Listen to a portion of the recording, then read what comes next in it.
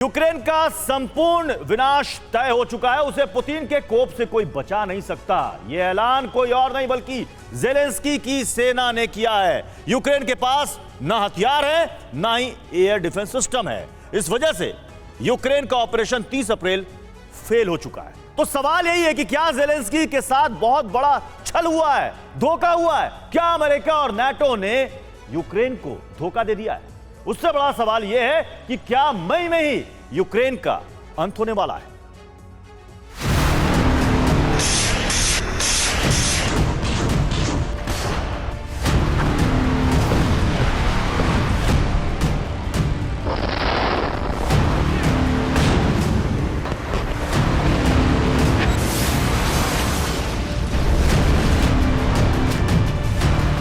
Ukraine का operation 30 अप्रैल क्या 6 दिन पहले हो गया फेल?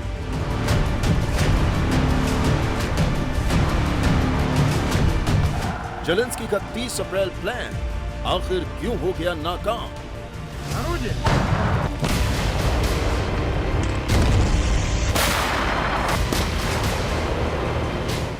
ज़ेलेंस्की का काउंटर मिशन नेटो के धोखे से खत्म।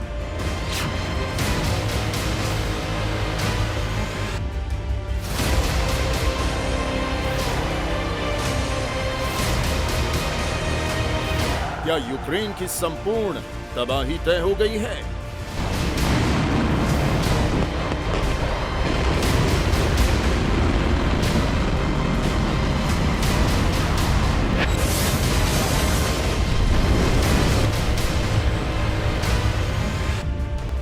यूक्रेन विनाश की घड़ी बहुत नजदीक आ गई है। वार जोन से जो रिपोर्ट आई है वो ऐलान कर रही है कि यूक्रेन का अंत बहुत निकट है।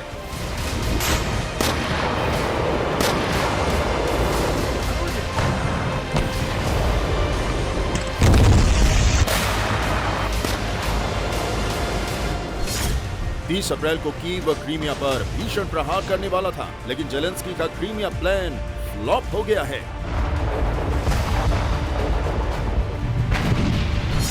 ज़ेलेंस्की का काउंटर प्लान इसलिए फेल हुआ क्योंकि नेटो ने उसे बहुत बड़ा धोखा दे दिया है।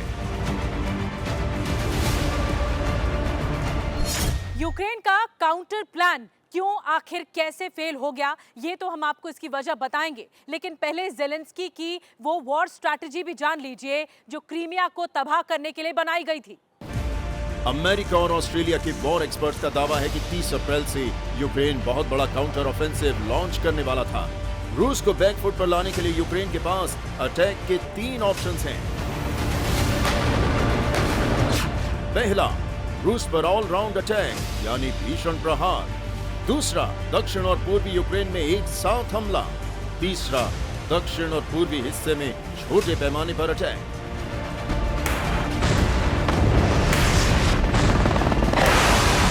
डिफेंस एक्सपर्ट्स के मुताबिक ज़ेलेंस्की सेना हमले के तीसरे विकल्प को अपनाने वाली थी। इसके तहत वो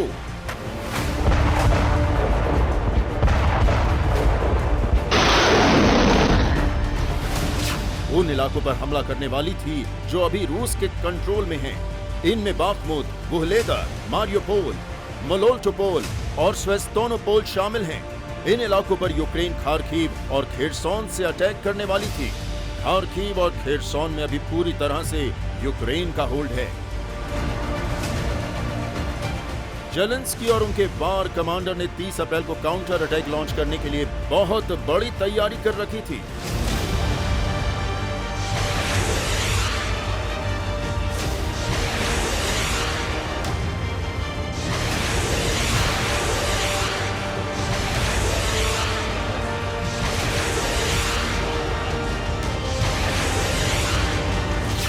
रूस को दहलाने के लिए यूक्रेन युद्ध में 1 लाख नए सैनिक, पश्चिमी देशों के 400 tank, 1600 armoured vehicles, 300 artillery gun झोंकने वाले थे।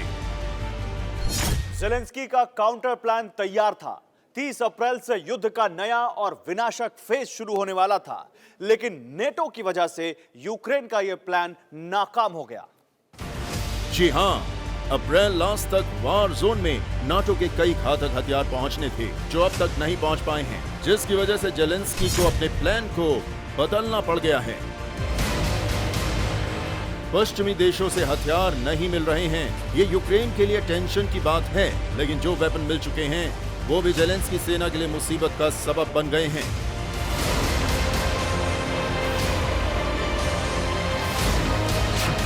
कई देशों से मिले लेपर्ड टैंक उतने कारगर नहीं हो रहे जितनी उम्मीद थी। यूक्रेनी फोर्स लेपर्ड टैंकों को ऑपरेट नहीं कर पा रही है। यूक्रेन के मुताबिक टैंक से फायरिंग करने में कई तरह की दिक्कतें आ रही हैं। यूक्रेन की सबसे बड़ी प्रॉब्लम का खुलासा किया खुद यूक्रेनी फोर्स ने। यूक्रेनी आर्मी ने स्वीकार किया है कि वो रूस की एयर स्ट्राइक को रोकने में नाकाम है, क्योंकि यूक्रेन के पास एयर डिफेंस सिस्टम ही नहीं बचे हैं।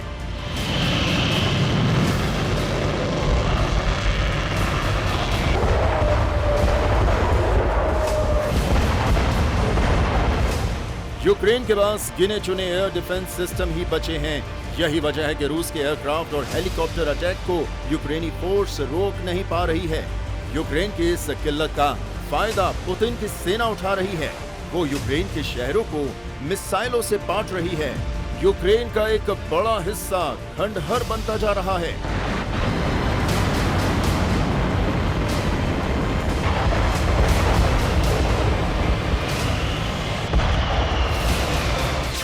ऐसे में सवाल यही है कि क्या यूक्रेन की तबाही तय है? क्या रूस यूक्रेन का वजूद खत्म करने वाला है? क्या नेटो ने यूक्रेन को धोखा दे दिया है? क्या अमेरिका ने यूक्रेन को तबाह होने के लिए छोड़ दिया है? क्या मई में पुतिन यूक्रेन का संपूर्ण सर्वनाश कर देंगे? ये वो सवाल हैं जिनके जवाब चंद रोज बाद ही मिलने वाले हैं।